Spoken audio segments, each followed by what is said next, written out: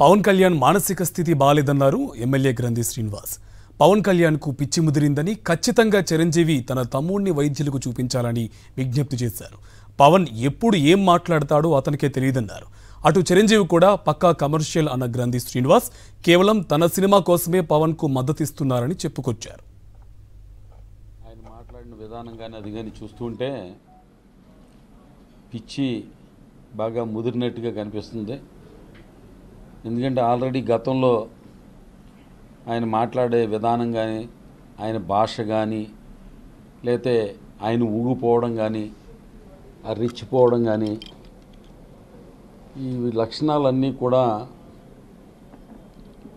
ఏంటంటే అది ఒక పిచ్చికి సంబంధించిన లక్షణాలే. చూస్తూ ఉంటాం, ఎవరైనా ఆ రకంగా బయట ఎవరన్నా మాట్లాడుతుంటే వీటికి ఏమన్నా పిచ్చెక్కింది ఏంట్రా అని అనుకుంటాం.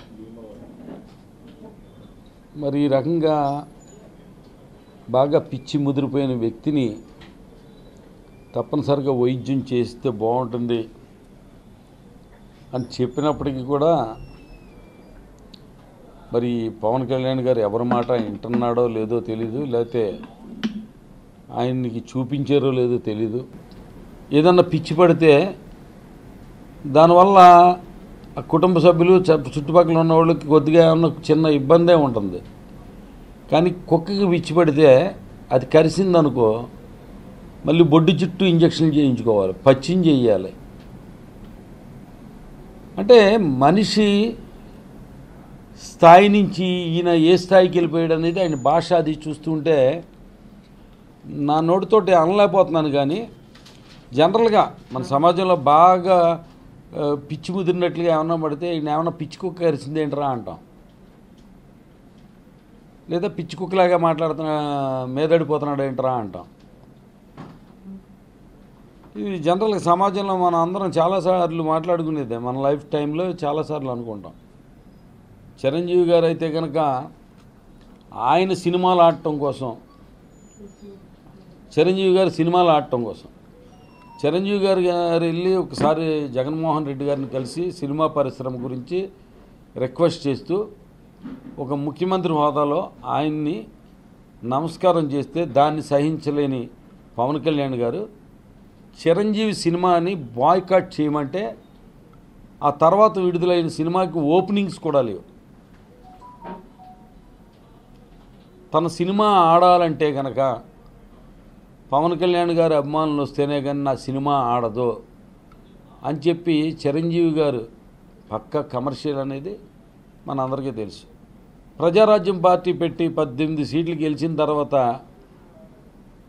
ఆ పార్టీని కాంగ్రెస్ పార్టీకి అమ్మేశారు, దాన్ని కలిపేశారు. ఎంతో ఆస్తో ఆ పార్టీలో జాయిన్ అయ్యాం మేము. కాంగ్రెస్ నుంచి వచ్చి ప్రజారాజ్యంలో జాయిన్ అయ్యాం. ఆయన హోల్సేల్గా అమ్మేశాడు. ఆయన కేంద్ర మంత్రి పదవి తీసుకున్నాడు.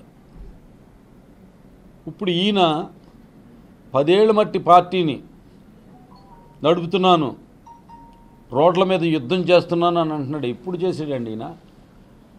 సినిమా షూటింగ్లు చూసుకుంటా, డబ్బులు సంపాదించుకుంటా ప్రజల మధ్యన ఎప్పుడు ఉన్నాడు?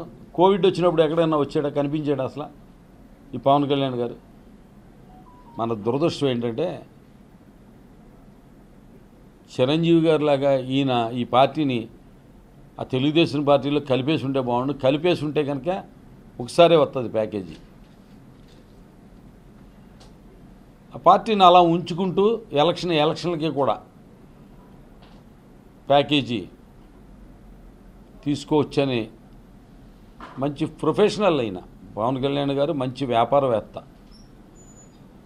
ఒక పార్టీ పెట్టి దాని ద్వారా ఎలా డబ్బులు సంపాదించవచ్చు అనేది తెలుసుకున్న వ్యక్తి. నీ తత్వం తెలుసు కాబట్టి అనేక మంది మీ పార్టీలో ఉన్నవాళ్ళు చాలామంది బయటికి వెళ్ళిపోయారు. అసలు మన తెలుగు అమ్మాయి పనిచేయలే, తర్వాత ఏదో ఇతర రాష్ట్రాలకు సంబంధించిన అమ్మాయిని పెళ్లి చేసుకున్నాడు. మళ్ళీ ఆ అమ్మాయికి విడాకులు ఇచ్చేసాడు. రాష్ట్రాన్ని వదిలేడు, భాషను వదిలేడు. మళ్ళీ రాష్ట్ర పరిధులు దాటాడు, భాషా పరిధులు దాటాడు. Well good. ఇప్పుడు ఖండాలు కూడా మారిపోయాడు ఆయన. ఖండాలు కూడా, దేశాలు కూడా కాదు, ఖండాలు కూడా, ఖండాంతరాల్లో అమ్మాయిని తీసుకొచ్చి వివాహం చేసుకున్నాడు.